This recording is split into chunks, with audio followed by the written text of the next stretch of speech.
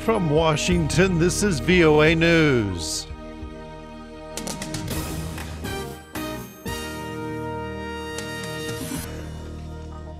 "20 Pakistani soldiers killed in a blast, while a blast leaves 28 injured in Bangkok."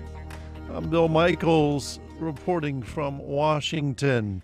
An emergency center in Thailand's capital says at least 28 people have been wounded in two explosions near a camp for anti-government protesters.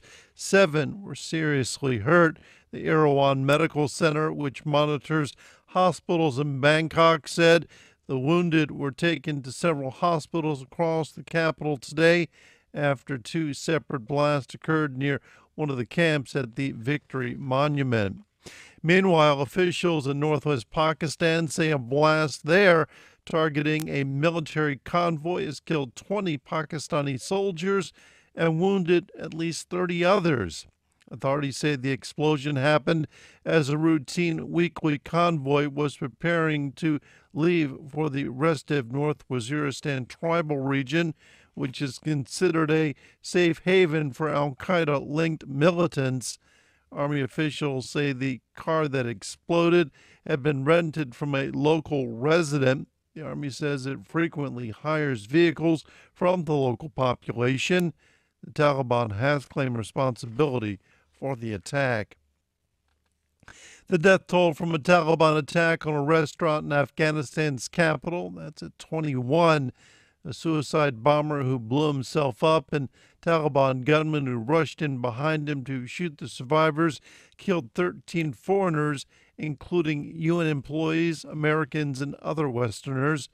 VOA's Ayaz Gul reports from neighboring Pakistan. A spokesman for the Taliban insurgency, Zabiullah Mujahid, while claiming responsibility for the attack, told VOA that its penetration into a heavily guarded part of Kabul demonstrates the group is capable of regaining control of the country after the withdrawal of foreign troops. The spokesman says that if the Taliban can have access and transport fighters to what they dub as a red line area where senior officials of invading countries reside, it shows the Taliban has the capability to retake the country. The spokesman added that Friday's attack was planned to avenge an Afghan military operation earlier in the week against insurgents in the eastern Parwan province that killed many Afghan civilians. Ayaz Gul for VOA News, Islamabad. Russian security forces say they killed 7 terror suspects Saturday in a sweep through southern Russia 3 weeks before the Winter Olympics begin in Sochi.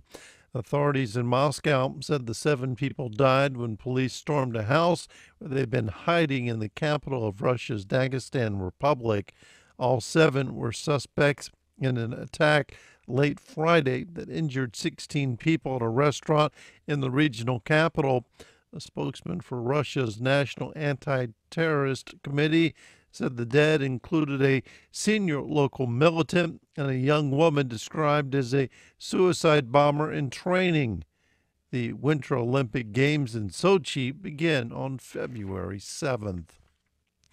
The United Nations is warning that if more aid does not arrive in the Central African Republic very soon, emergency relief could be blocked by rain and mud. For VOA, Nick Long reports from the CAR capital, Bangui. The newly arrived coordinator of aid operations in CAR, UN official Abdou Dieng, will be making a plea for timely assistance Monday at a meeting with donors in Brussels. Once the rainy season starts, nothing can move. He tells VOA the roads in the CAR are so bad that it's vital to get stocks in place before the rains start in February. If we don't get the resources which are required to do it, we will be in trouble in the next coming months. It's not just food aid that needs to be pre-positioned, but also other relief items and seeds and tools to enable farmers, who are short of both, to plant enough land for the next harvest. And the planting season starts in March. Nick Long for VOA News, Bangui. The main Syrian political opposition group has voted to attend internationally sponsored peace talks taking place January 22nd in Switzerland. The Syrian National Coalition's media office says 58 of 73 coalition voters have supported attending the so-called Geneva II talks with representatives of President Bashar al-Assad's government. Another 44 who had originally attended the session had withdrawn and did not vote.